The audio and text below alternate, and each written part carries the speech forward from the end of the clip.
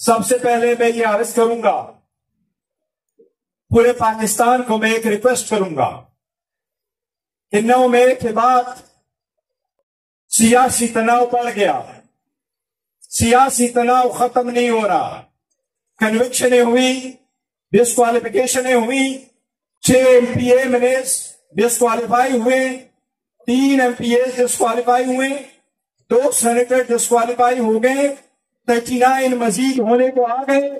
اس کے ساتھ مزید تناؤ پڑ رہا ہے۔ ہمارے لوگوں نے کنوکشن ایسے کہ ڈسکوالیفیکیشن ایسے کہ اس کے ساتھ اپنی باری پلے کر دی، اپنا قیمت چکا دیا۔ اب مقتدرہ کے حلقوں کی باری ہے، وہ کوئی رول پلے کرے، وہ اس تناؤ کو کم کرے۔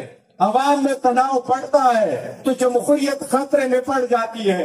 اگر جمہوریت نے آگے بڑھنا ہے، لوگوں نے حقوق کی جنگ جیتنی ہے، تو آپ پہلے کہا کرتے تھے خان کا کیس کب لگے گا؟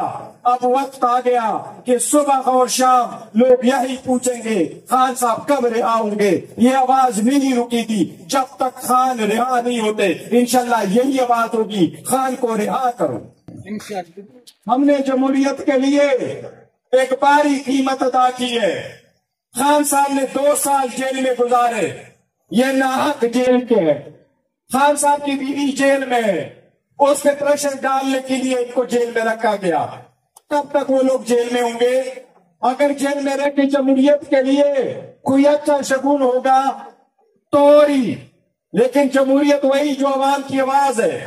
آج پاکستان کے 70% عوام، جو 25 کروڑ میں سے 17 کروڑ عوام بنتی ہے، ان سب کا ایک ہی مطالبہ ہے کہ اب وقت ہے خان صاحب کو رہا کرو۔ اب ہوش کے نہ ہن لو، کچھ آسانی پیدا کرو۔ مزید کنوکشن اور ڈسکوالیفیکیشن سے سیاسی تناؤ بڑھے گا، مزید خان صاحب کو جیل میں رکھنے سے عوام میں غصہ بڑھے گا، مزید خان صاحب کو جیل میں رکھنے سے عوام کی بدامنی، عوام میں جو فقدان ہے ٹرسٹ کا، وہ پڑے گا۔ یہ ملک متحمل نہیں ہو سکتا ایسی سیاسی تناؤ کا۔ میں سب سے درخواست کروں گا اس سیاسی تناؤ کو ختم کرنے میں اپنا رول پلے کرو۔ ایک سٹیپ جن کو بیک جانا پڑ رہا ہے وہ بیک چلے جائے۔ اس سیاسی تناؤ کو ختم کرو تاکہ ملک ترقی کرے۔